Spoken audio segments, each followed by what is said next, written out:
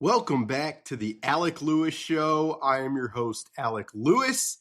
This is episode 140, recording on Wednesday, January 14th, a day after Kwesi Adofo-Mensah, the Vikings GM, and Kevin O'Connell, the Vikings head coach, had their end-of-season press conferences. Got a lot of thoughts from what was said at the TCO Performance Center on Tuesday. We're going to talk about the quarterback conversations. We're going to talk about Brian Flores. We'll talk about Mike Pettin and the staff, Jordan Addison's arrest. All of it we will get into on today's show, which is presented by First Resource Bank. And if you guys don't know about it, you should. It is a member FDIC bank in the Minneapolis area, run by really good people who had as tough of a time observing the nature of this season as you did. Tim Siegley, Aaron Siegley, Charlie Anderson, really good people. They care about the community, and their banking platform, a member FDIC banking platform, is phenomenal. So please go check out First Resource. Information is in the description below. If you're new here and watching on YouTube, first, thanks for being here. I cover the team every day. It's my job, even in the offseason. I'll be watching draft player film. I'll be talking to people about coaching situation. I will be observing what is possible from a cap and free agency perspective for The Athletic. That's what I do. We do this show 2 times a week. We usually bring in guests, and we will have a ton of them in the weeks and months to come. So thanks for being here. If you're watching on YouTube, hit the subscribe button.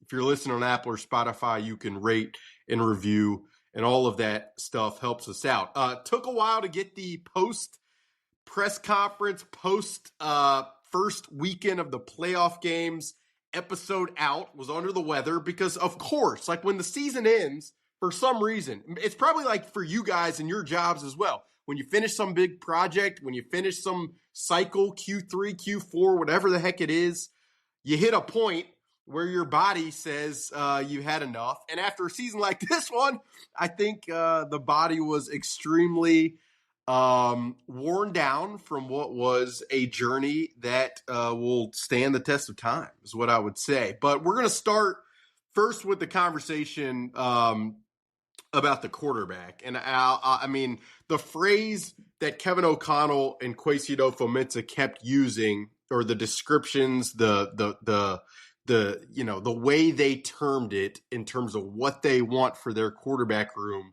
moving forward, is a deep and talented quarterback room. They want to build a deep and talented quarterback room into 2026. My first thought is like, everybody's trying to build a deep and talented quarterback room. It's the most important component of this sport that I cover and that you guys watch and consume. And so it's a challenge to do that. But it was telling to me that that phrase was used by both the GM and the head coach in terms of the strategy as they enter the press conference and what they wanted to say. Now, Kevin O'Connell also made it very clear and was very open from the outset of the press conference, really, that the Vikings want competition at the quarterback position. Like the way I phrased the question to him, like, do you feel like you need competition or to guarantee competition to be able to potentially acquire the right players to build your coveted deep and talented quarterback room? And Kevin O'Connell was like, yes, I think you absolutely need competition. You know, he paired that with his reiterating of the excitement about what he saw from J.J. McCarthy throughout the last 4 games. But again, similar to the phrasing of wanting a deep and talented quarterback room, the united conversation from both of the decision makers about wanting competition, preferring competition at the position, for me, was telling. Now, I will say this. It is a sensible thing to say in a press conference like that for a lot of reasons. One, it leaves all of the options open. And I wrote this for Tuesday, but if you have observed the way that Kwesi Adofo-Mensah specifically talks about decision-making and processes and plans, rarely does he box it, in press conference form or even in other conversations, like rarely does he want to box himself in terms of the path the paths, plural, that the Vikings might be able to take. And so, it was a sensible thing to talk about competition because A, it leaves the door open for J.J. McCarthy to have a phenomenal offseason and to show up in the spring at voluntary OTAs and be ripping it with consistent footwork and layering and everything that the Vikings have talked relentlessly about wanting to see from him on a consistent basis for more than a year now. So it leaves that door open. And it also, when you speak about competition in a press conference setting like that and wanting competition, being very forward about that, it also works to and helps establish the external perception to potential quarterbacks on the market that that those quarterbacks could enter this building and have a very good chance at winning a job, which is what most of these quarterbacks prefer, especially when they're signing short-term deals. Like a little detour and quick aside, I mean, a lot of these quarterbacks who are in this area of the market, what I would say, where, you've proven enough to get a certain amount of guarantees for a year or two from a team.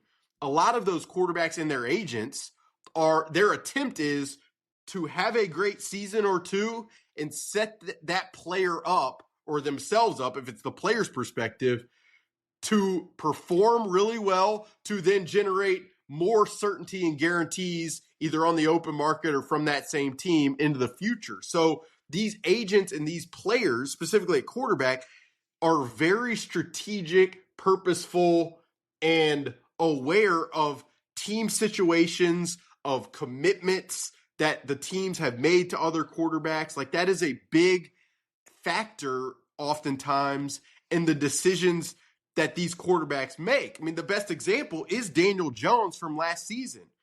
The Vikings were willing, from last offseason, the Vikings were willing to pay Daniel Jones at the same amount, if not more, than the Indianapolis Colts were.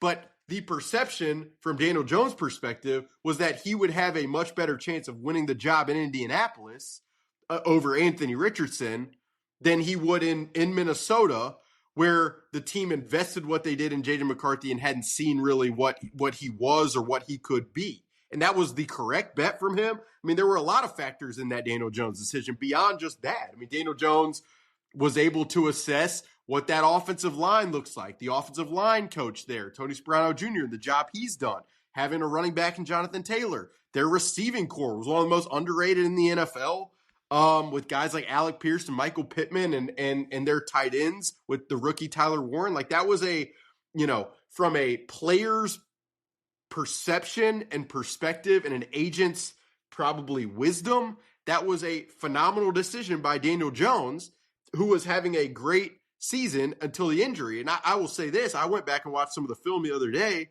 of Daniel Jones kind of before the injury, struggling a little bit, but he was still throwing it over the middle of the field, throwing with accuracy, playing on time, playing in rhythm. So you understood why the Colts paid him. You understood why the Vikings wanted him back the way that they did. But I to come back to the point here from the Vikings point of view, to create the perception externally at the bare minimum that you are willing to, have a competition at the quarterback position, it's a smart thing to do. And it's something that obviously differs from how last offseason felt. Now, I have written this and I have said this on the radio, and I'll say it again. I am still of the belief, from everything I know, that the Vikings could find a starter in some form who, by the nature of either what he's paid, what he's acquired for, or just who he is from a stature perspective, that he would be the starter. Like, I'm still a belief that if the Vikings can find that type of player, then perhaps it would be less of a competition and more of a guarantee. From everything I know, it's just going to be more the matter of what exists. I mean, if you're talking the acquisition channel via trade, what's possible? What are other teams willing to do? Who are other teams willing to part with? All of those conversations probably have not been had to this point, and I would expect them to be had over the next few months. And then the way I view it from there is it's kind of like tiers, or like the level of shopping that you're willing to do. You know, from everything I know, the Vikings will pursue that most premium, high level, possibility. If that doesn't exist, then you bump down a tier and you see what's possible from there. And that is where, if there is not a quarterback available at those premium tiers, and you find yourself in a similar spot to last offseason, where it's like, we can find a guy with a good amount of experience who we believe would fit in this system, but there are other teams vying for him, so we have to win that negotiation. Part of winning that negotiation is that quarterback and his representatives' belief that this opportunity is the best fit. And I think so much of what was said Tuesday works toward establishing the parameters that would intrigue that type of player, is what I would say. So from the quarterback conversation, that was kind of my biggest takeaway from how Tuesday played out. I thought there were some ancillary conversations related to quarterback that were interesting. Judd Zulgad asked Kevin O'Connell essentially like if he regrets the amount of conversation and discussion about mechanics publicly that happened throughout the middle part of the season. There wasn't really a definitive answer. And it's just, it's my understanding that behind the scenes, the Vikings were repping the footwork because it's what all of these teams do. Like I said this a few weeks ago, but Matt LaFleur and the Packers have gotten a lot of praise for the development of Malik Willis. And so much of that development, frankly, if you read anything, if you talk to people behind the scenes, has been a focus on footwork. The same focus that Kevin O'Connell essentially and this Viking staff took with J.J. McCarthy. Now, did Kevin O'Connell have to talk as much publicly as he did about that? It probably depends on your viewpoint and what you think. But I still would say that over the back half of the season, when J.J. McCarthy was most successful throwing the football and being accurate, the footwork was right.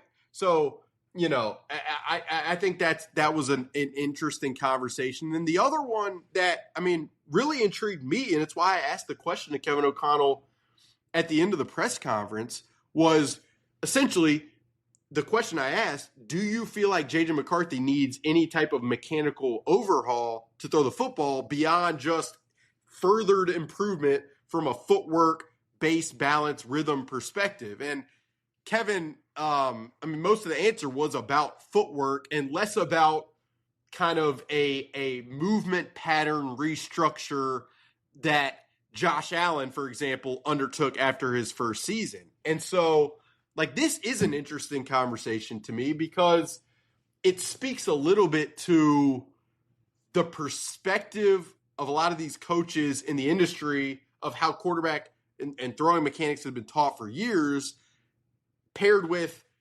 kind of how mechanics in many ways are being trained at this current period of football that maybe differs from years past. So it's kind of like, the best way I know how to get into this conversation a little bit is pitchers oftentimes are in the season in Major League Baseball, and I covered baseball for 3 years, so I have a pretty detailed understanding of it. In the season, there's not that many mechanical adjustments because it's really hard to tweak something, to change a movement pattern, and then apply that on the mound in a real game. It's really difficult. And then in the offseason, certain pitchers take certain perspectives. Some of them, they develop with their team. Whatever the pitching coach says for that team, that's kind of the way that their developmental process, that's the path they take. Other guys are like, you know what? I'm going to take my career into my own hands. I'm going to go seek development from an ancillary, hub of communicate of development, whether it's drive line baseball, whether it's these pockets of more new age development. And if the team gets mad at that, then they do. If the team doesn't, then great. And some MLB teams are more okay with their players going outside to develop than others. I can say, like, I covered the Kansas City Royals, like I said, for years, they were not okay with players going externally and listening to people who they didn't trust for development. And then over the years, as it's become more commonplace in Major League Baseball, the teams have, and the Royals specifically, relaxed on their frustration about players doing that. So with JJ McCarthy, like, it's just going to be interesting from my standpoint to see who is he working with this offseason, how much of that aligns with directly what the Vikings want. Are the Vikings going to be okay with that? Does JJ McCarthy feel like he needs to alter his movement patterns from a whether it's using plyo balls, whether it's strength and conditioning, biomechanically, or does it feel like I just need to rep the footwork time and time again? That conversation is an interesting one for me this offseason to kind of navigate. But as far as quarterback, that's kind of that, that's how I viewed things coming out of Tuesday. And I'm sure I will get the questions on this show and in print, and they will be consistent and relentless, understandably, from you guys. And they should be, because it's the correct question of, okay, so who makes sense as the type of pair, whether it's competition or even greater. And it's difficult to come up with like the option that is perfect, that threads the needle. I mean, you could talk about certain players like Mac Jones or Tanner McKee, guys who are younger, who have shown some good stuff on tape, guys who in this system with this receiving core you'd have confidence in. But those players are both with other teams, and they're probably going to take draft capital, and the Vikings need draft capital to supplement this aging roster with young players. So that becomes kind of a complication. Then you could talk about certain free agents, whether it's a Malik Willis or it's a Kirk Cousins. With a Malik Willis, how many opportunities is he going to have? Do the Vikings believe he can throw over the middle of the field the way they want their offense to kind of operate? With a Kirk Cousins, what are the opportunities going to be? How much does he really want to come back? And would he be willing to do that if there's no guarantee for him to be the starter? I mean, like, those are, I'm just naming players who are feasible in my mind, that makes sense as far as fits with what this team does and wants to do. But that's, again, that's going to be the conversation of the next few weeks and months. And I would tell you that doing my job, intel probably comes closer to the time periods at which decisions have to be made, which is typically early March and the Senior Bowl's at the end of the month. So that's a lot of people are together. That's where information starts to flow. So it'll be interesting to see over the course of the next few weeks and months how things progress from that standpoint. Before we get to the next topic, a quick word from another one of our sponsors who was awesome throughout the entire season, Unreal Clothing Brand. I'm repping it right now, wearing it almost every day at this point. And I mean, I don't know what else to say. These guys, it's phenomenal apparel. They've got everything: hoodies, joggers, Vikings limited edition, row the boat gear. It's high level stuff. It's athleisure. That's what they tell me. Something that makes you look cooler, probably at least make me look much cooler than I am. But a great clothing brand based out of St. Paul. And I really like supporting people in the local community who I think are doing really good things, both here and nationally. So the information, their website is in the description, but really good stuff from Unreal.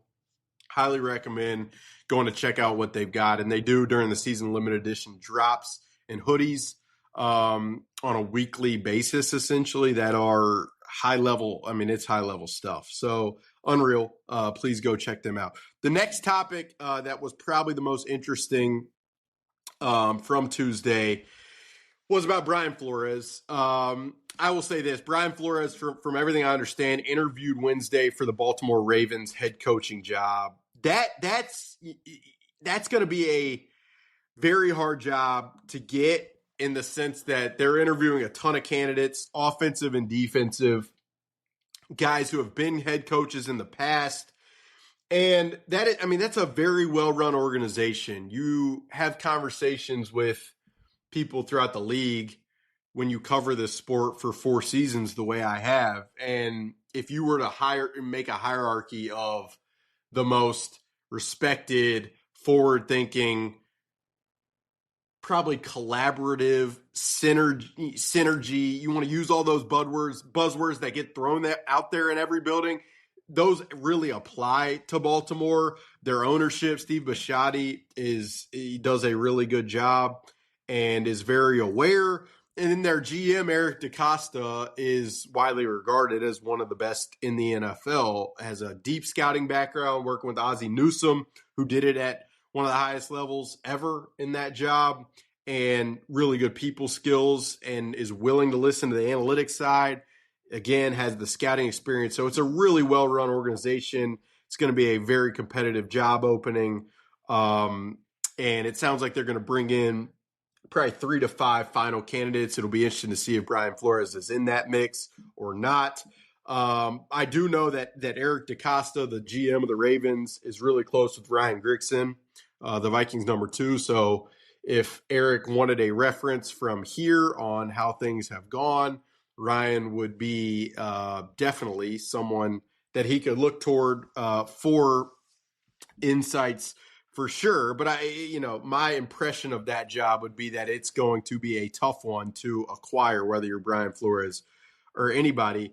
Kevin O'Connell on Wednesday essentially said the team has been very aggressive in terms of getting a contract done with Brian Flores to be the team's defensive coordinator for the future. Kevin also was pretty forward in that, he's expecting the deal to get done. That it hasn't happened yet is interesting to me, and it speaks to a lot of things. One of them is certainly not probably that Brian Flores wants to become a free agent and test the market and see what his value is and assess what's out there. There are a lot of teams right now with open head coaching positions, guys who are going to want to hire defensive coordinators.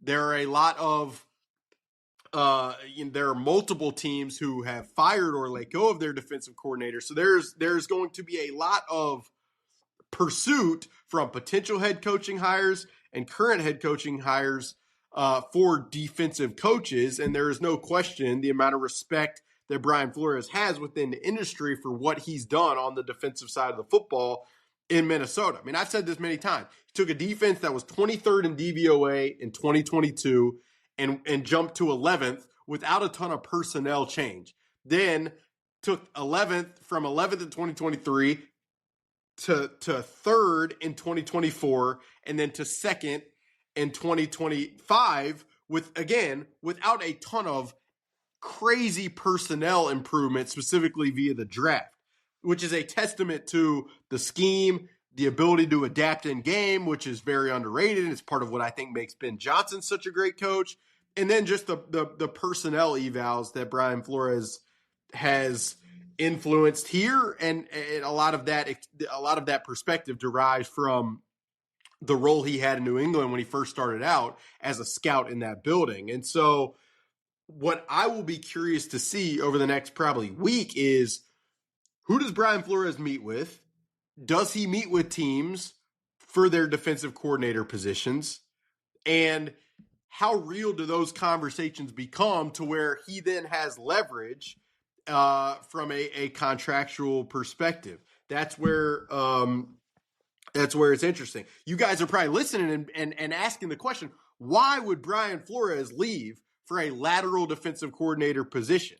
And there are a lot of ways I could go with this. What I've written, and I feel very convicted in what I've written on this, is that him leaving for a lateral defensive coordinator position would raise very difficult questions in a lot of respects. I mean, you could talk in a lot of ways, and I have, about the quarterback situation here. Coaches want to position themselves for the present and future, and oftentimes they are at the whim of what the quarterback situation looks like, and the uncertainty around the quarterback situation here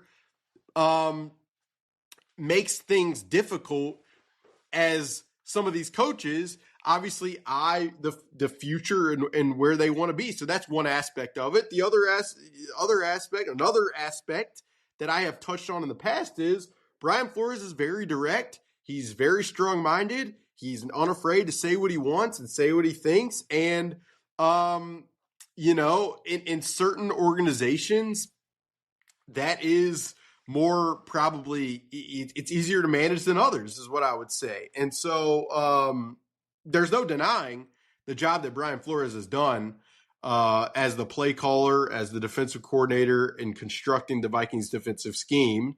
And if he were to leave, it would place the Vikings in a precarious position where it would add more uncertainty to an offseason full of it.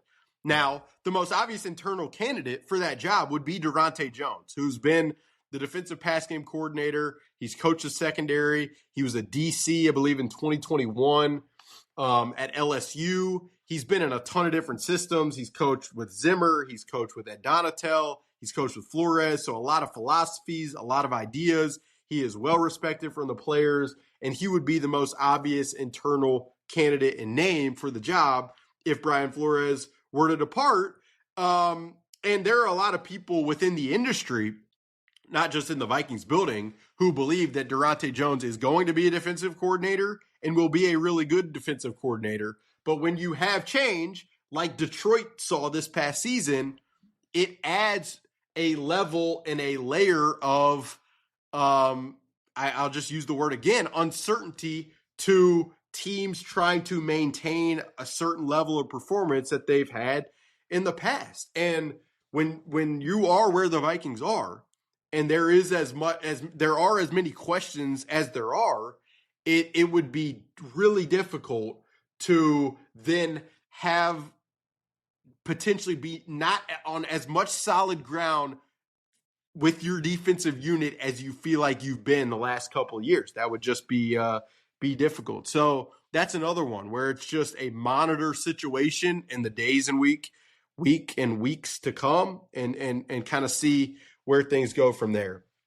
As far as other topics that I feel like are worth hitting this week and from Tuesday, the first would be Mike Pettine is retiring. Mike Pettine has been an assistant head coach with Kevin O'Connell since he got here. Mike was really one of the first to believe in Kevin O'Connell when Kevin was a backup in New York, invited him in some of their defensive meeting rooms, had Kevin break down the Patriots offense, design blitzes. I mean, that was Kevin's arrival here and tabbing Mike Pettine as his assistant head coach made a lot of sense. What I would say is Mike Pettine coached the outside linebackers in 2024, was moved off that position for Thad Bogertis before this past season.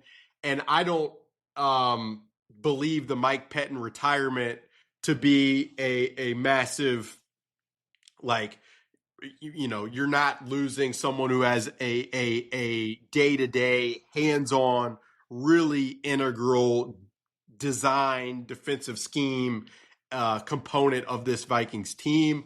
As far as other aspects of the staff, Kevin O'Connell did not wade into it on Tuesday, which does not at all mean that there's no other changes. I've written this, and I did in my season wrap-up story from a couple weeks ago, that there was a lot of coaching uncertainty beyond Brian Flores on the defensive side, definitely.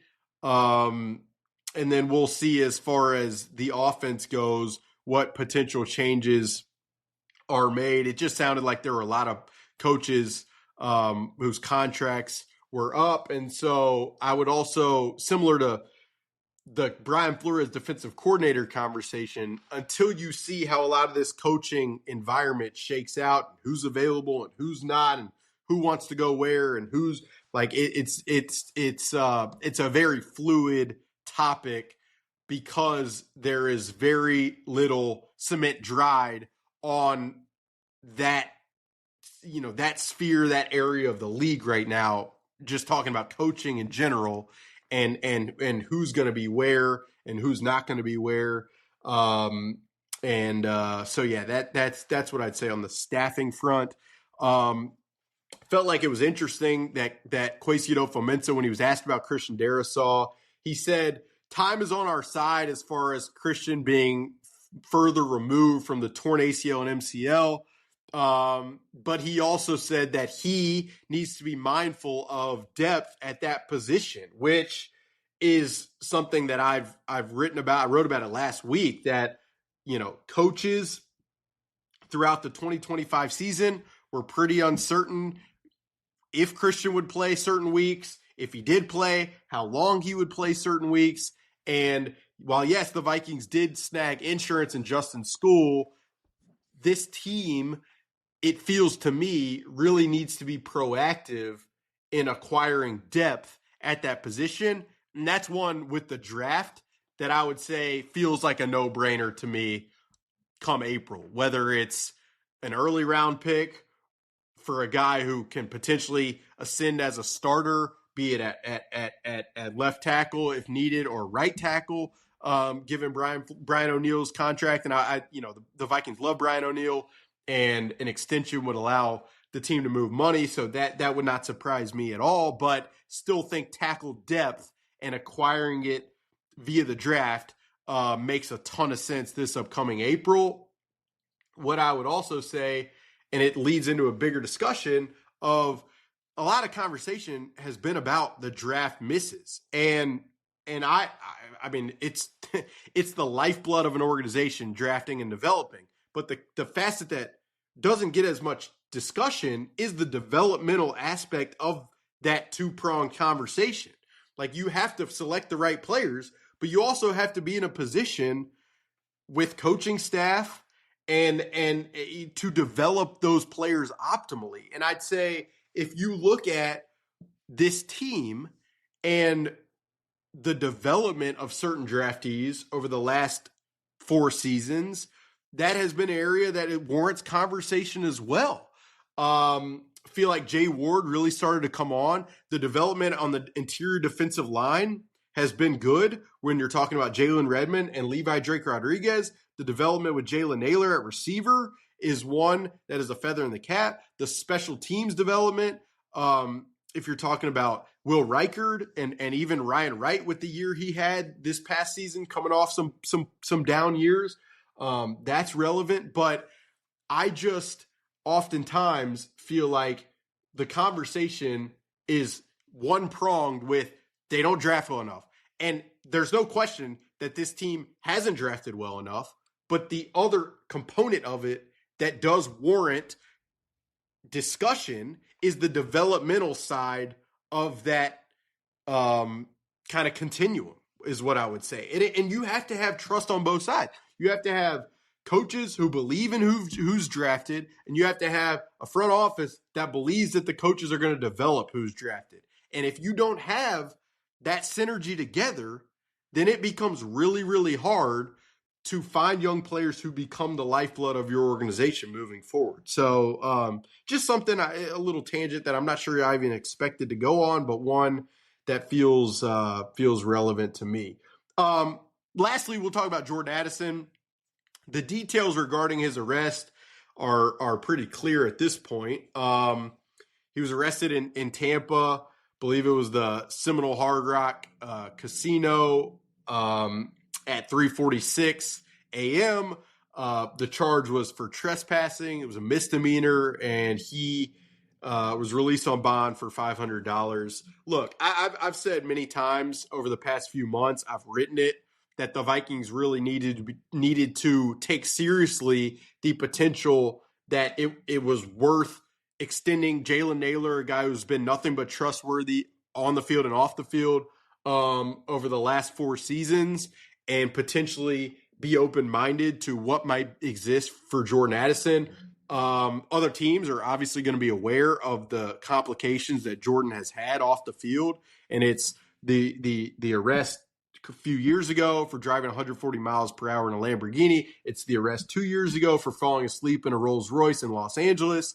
Now this situation, he was also held out of the first quarter in London for a coach's decision after being suspended 3 games. So by all accounts, you talk to people internally, they are high on Jordan Addison and who he is. But at this point, when you have a consistent string of situations, I really think you have to go down the road of being very wary of what it would look like to lose Jalen Naylor and then have all of your faith and trust be in Ty Felton's development. And while internally there's been positive reports about Ty Felton, it is a question mark when you're talking about a late 3rd round pick who had flaws coming out, whether it be drops, whether it be, not the most fluid of mover over the middle of the field. So that is where I'll go with that conversation. Is I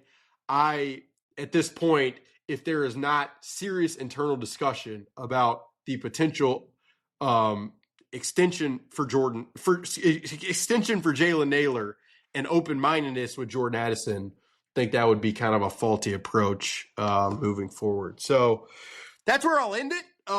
Any questions you got? I'm doing a mailbag later this week at The Athletic. So definitely check that out. If you got questions, we usually do those here, but I wanted to save that in print so I could be more, thoughtful, revelatory probably in that. So please go check that out later this week. Hoping to be back later this week with another podcast, do a little conversation with somebody in the field about where this team is. Looking forward to that.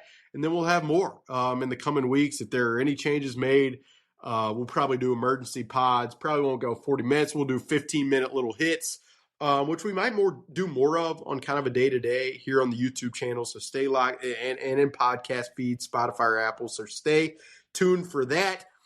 You can subscribe, you can like, you can follow us on social media at Alec Lewis Show, at Alec_Lewis. Check out First Resource Bank. Please go hit up Unreal, find some nice clothing for your spring and workout plans. But yeah, that'll do it here for us at the Alec Lewis Show. And I cannot wait to talk to you very, very soon.